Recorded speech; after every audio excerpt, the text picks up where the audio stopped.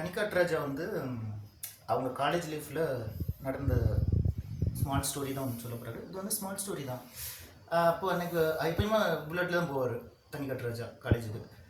So college போனா இங்கே ஒரு புல்லட்டை ஸ்டார்ட் பண்ணார் அப்படின்னா வெளியே நாங்கள் தங்கி தான் படித்தோம். இங்கே ஸ்டார்ட் பண்ணார் அப்படின்னா கிக்கரை அங்கே வந்து செக்யூரிட்டி கேட்டை ஓப்பன் பண்ணணும். அது என்னோடய கண்டிஷன், நான் சொல்லியிருக்கேன். அது வந்து எப்படி தெரியும்னு அவங்களுக்கும் தெரியாது, அது வந்து ஜிபிஎஸ் வச்சுருக்காங்கன்னு தெரியாது வண்டியில் அவர் செக்யூரிட்டி. ஓகேவா?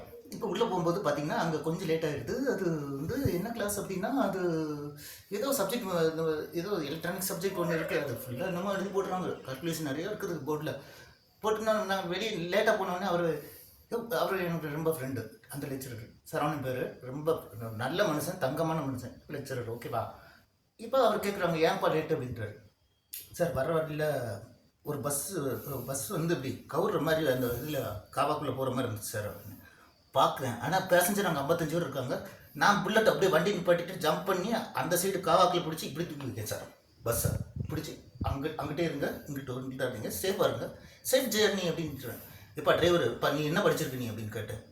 இல்லைங்க நான் 2ஆம் கிளாஸ். அப்போ நல்ல படிப்பு தான், பார்த்து காரில் ஓட்டு அப்படின்ட்டு அட்வைஸ் பண்ணிட்டு வந்துட்டேன். அவ்வளோதாங்க.